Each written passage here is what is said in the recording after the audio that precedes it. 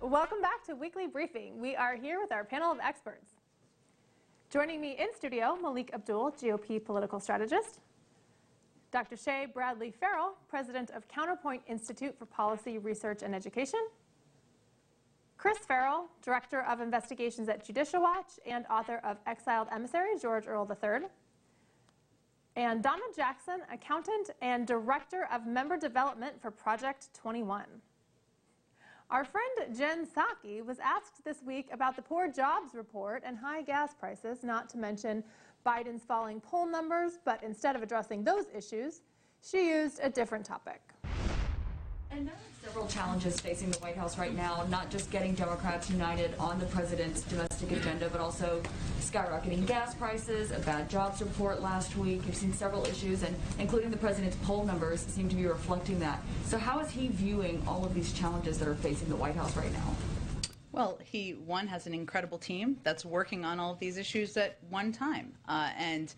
His view is his responsibilities to continue to forge ahead every day and to work to address the challenges the American people are facing. You didn't mention COVID, but that continues to be on front and center on the minds of the American people. Astonishing. COVID, front and center. But we're working on all of these at the same time. It's like she wanted an applause. Malik, what do you think? Welcome to the realities of governance. And for those people out there who've watched the show, we were talking about this last year, about the sheer difficulty in governing during a pandemic. This is really what we're seeing. Some of the decisions, yes, Biden is, as president, he's ultimately responsible for, but people should actually use this. They should understand this, because Donald Trump was just really attacked because of these very same things, and people were saying, like Joe Biden and others, that it's Donald Trump's fault. There's a larger macroeconomic discussion to be had about why these things occur. But if you listen to Jen Ssaki, no longer is this, well, you know, Biden, we just need a more responsible president to go in there and then that'll fix it all, because that's what we were led to believe, that somehow these things were Donald Trump's fault. Right. Well, it's Joe Biden's fault now. Dr. Shay, is it Biden's fault? Whew, well, where do you begin with all that? I mean, Ssaki to me looks like a deer caught in the headlights, right? Deflection, deflection, deflection. I feel like that's what she does 80% of the time. But talking about the economy, gas prices are highest in 7 years, inflation highest in over 10 years. I mean, Trump had a good economy before all this COVID nonsense started. 4.3 million people left their jobs in August. So, of course, she's got to deflect, right? What kind of good can she talk about? Right. There's not a lot of high points from this administration. But Kamala Harris, who is apparently the head of the National Space Council, gave new meaning to the term space cadet this week after a clip from her new YouTube series went viral. Love the idea of exploring the unknown. And then there's other things that we just haven't figured out or discovered yet. To think about so much that's out there that we still have to learn.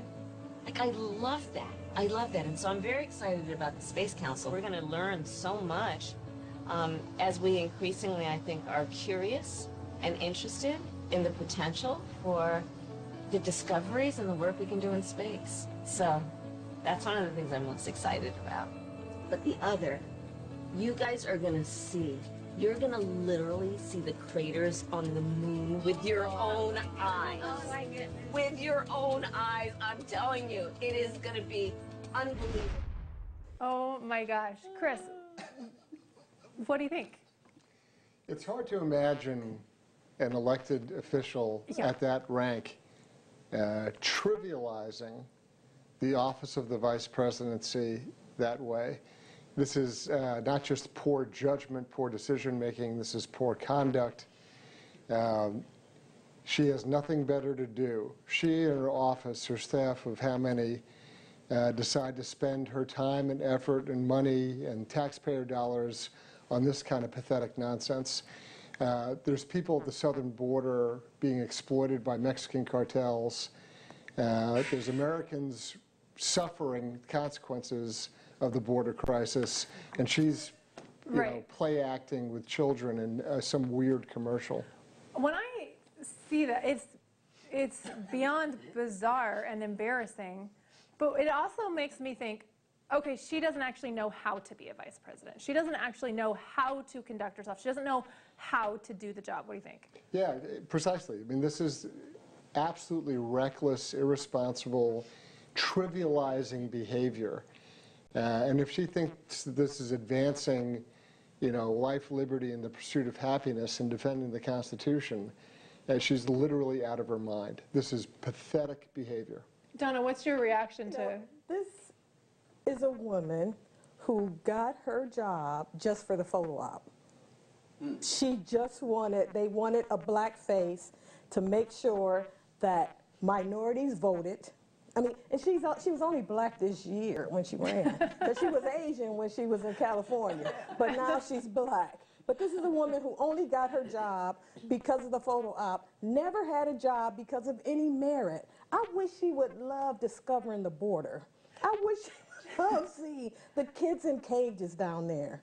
Right, I wish she would love solving any problem that we have in this country, but she doesn't. She wants this narrative of being this likable figure, which she's not.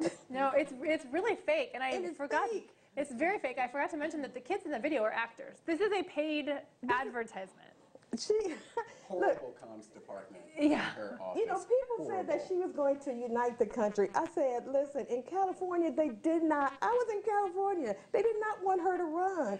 This woman ran in California and made her name by locking up black single mothers for truancy. Right. Who expected her to do a good job? Do you remember the time that the IRS gave everyone $600? Well, now that $600 number is back in the news, but this time the Biden administration wants to give the IRS the power to monitor any transaction over $600. Here's Nancy Pelosi confirming that it's in the bill. They're concerned about its tracking of transactions that is greater than $600. So Americans are starting to be worried about this. Do you think that this pay for of giving the IRS more money to crack down on unpaid taxes is going to stay in the reconciliation bill? And what do you say to Americans who are concerned about that? Yes. She's a sweetheart. Donna, you are an accountant. Yes. What's your reaction to this? This is a witch hunt.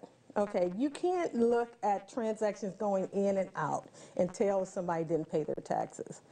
But the thing is, this is what I want you to really understand. Right now, in 2020, there are 75,000, a little bit over 75,000 IRS agents for the whole of America. And they're doing a good job. They want to add 87,000 new IRS agents. 87,000. They say they're going after billionaires. In 2020, there's only 614 billionaires. They're not going after unpaid taxes. They're not going after billionaires. They're going after their political rivals, because the amount of time that an average individual has to spend defending an audit, coming up with tracking papers, receipts for a transaction as small as $600 would bankrupt the average middle-class person. So anyone that's on their radar that doesn't agree with them is going to be audited. That's right. Dr. Shea, you want to say something? Yeah, this is another example of the Biden administration trying to restrict Americans' freedom and put it under state control. I think even Pelosi is uncomfortable with it, which was the total disorganization and then the angry attitude about it.